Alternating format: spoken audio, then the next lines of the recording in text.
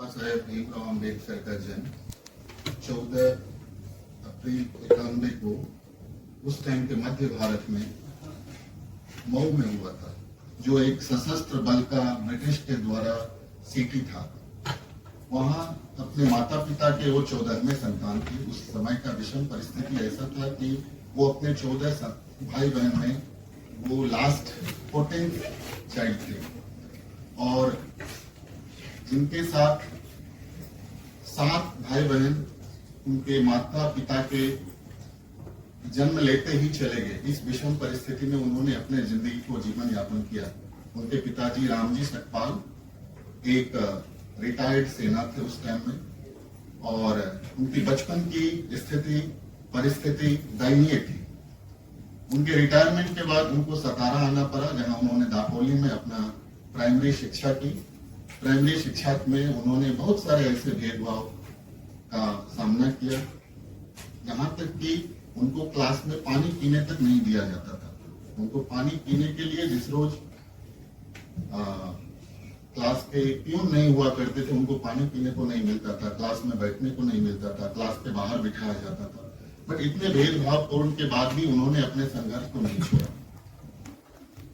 भाग्यवश कुछ ऐसी परिस्थिति आई कि उनके पिताजी को सतारा से मुंबई आने के लिए बाध्य होना पड़ा, बिकॉज उस टाइम में उनकी परिस्थिति ऐसी नहीं थी कि अपनी परिवार का भरण पोषण कर सकते थे। यहाँ परेल में एक चौल में उन्होंने आई थिंक 50 रुपए की नौकरी स्टार्ट की थी और भाग्यवश बाबा साहेब अम्बेडकर का एडमिशन एलिफिंस्टन कॉलेज में एज ए हाई स्कूल में हुआ। प्राइमरी शिक्षा के बाद हाई स्कूल यहाँ से हुआ। जब उन्होंने हाई स्कूल पास की, उसके बाद ग्रेजुएशन भी उन्होंने एलिफिंस्टन कॉलेज से की।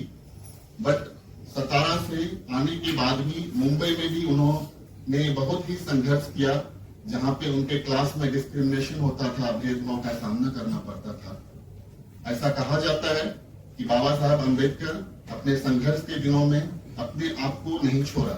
वो हमेशा बचपन से यही कहते थे कि शिक्षा ही एक माध्यम है जिसके थ्रू हम कुरीति को हटा सकते हैं। एक शिक्षक ने उन्हें 10th के बाद बौद्ध धर्म का एक किताब उपहार दिया था। वो हमेशा उसको पढ़ा करते थे और वो हमेशा कहते थे ऐसा कौन सा मानव है जिसको हम टच करते हैं तो वो छोटा हो जाता है। तो वो छोटा नहीं है, मैं बड़ा हूं क्योंकि मेरे टच करने से वो छोटा हो जाता है। लेकिन इस तरह के डिस्क्रिमिनेशन हमारे समाज में कुरीतियां फैली हुई थी कि उन्होंने बहुत संघर्ष किया इसको हटाने के लिए। बट उनके ग्रेजुएशन के बाद उन्होंने अपनी पढ़ाई लिखाई की आशा छोड़ दी थी। बट बड़ौदा नरेश थर्ड जो सयाजी राव थे, उन्होंने एक छात्रवृत्ति निकाली थी और यहाँ जो उनके एक टीचर थे, प्रोफेसर, कहा जाता है हर एक बच्चे के पीछे एक टीचर का बहुत बड़ा हाथ होता है। तो कुलशेखर साहब थे जो उनके गुरु थे और उन्होंने सयाजी राव के पास उन्होंने लेके गया और उनको बताया कि ये छात्र है जो बहुत ही होनहार है और ये पढ़ सकता है, क्योंकि उन्होंने 3 छात्र की छात्रवृत्ति निकाली थी। और ये जो कालखंड था, उस कालखंड में एक ऐसा समय चल रहा था जहां पे उन्होंने इकोनॉमिकली बहुत सारे प्रॉब्लम झेल रहे थे और उनको जाने का ऐसा माध्यम नहीं मिल रहा था। बट जब वो यहाँ से अमेरिका गए अपने मास्टर्स डिग्री के लिए, और ये जो समय है 1913 से लेकर 1917 के बीच में, तो यहाँ पे उनका एक करार हुआ था कि आप जब वहां से मास्टर्स डिग्री करके आएंगे तो आपको 10 साल तक बड़ौदा नरेश के यहाँ एज अ डेजिग्नेटेड काम करना है। बट जब वहां अमेरिका से वो आए तो अमेरिका की स्थिति और इंडिया की स्थिति में उस समय में भी बहुत सारे बदलाव नहीं हुए थे, बिकॉज जब वो अमेरिका में थे तो उनको ये भेदभाव का सामना नहीं करना पड़ता था और उनके मन में ये दृढ़ संकल्प था कि हम एक दिन भारत से ये भेदभाव छुआछूत हटाएंगे। बट जब वो बड़ौदा नरेश के यहाँ काम करने के लिए गए एज ए करार, वहां पर भी उन्होंने भेदभाव का सामना किया और एक प्रोफेसर जोशी थे, उन्होंने अपने घर में रहने के लिए दिया, वहां पर भी उन्होंने भेदभाव का सामना किया। फिर जाकर के एक पारसी कॉलोनी में वो रहने की कोशिश की, वहां पर भी उन्होंने बहुत सारे भेदभाव का सामना किया। ये सिखाता है हमें कि जब इनका बर्थ एनिवर्सरी होता है तो इससे हमें ज्ञान लेना चाहिए। और मैं जनरली उनका बुक पढ़ा करता हूँ, उसमें उन्होंने एक बहुत अच्छी चीज कही है कि एजुकेशन के थ्रू ही आप हर एक चीज को सॉल्व कर सकते हो। तो उनका है कि शिक्षित बनो, संगठित रहो और संघर्ष करो।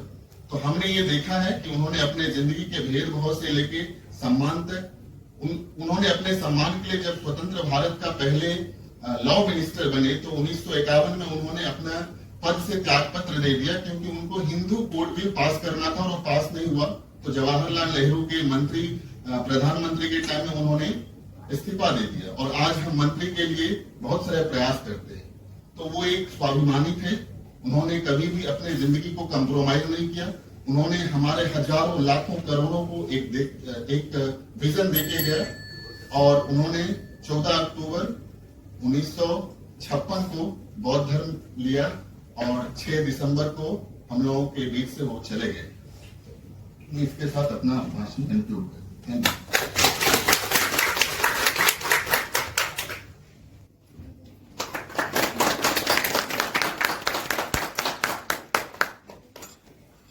जय श्रीमान।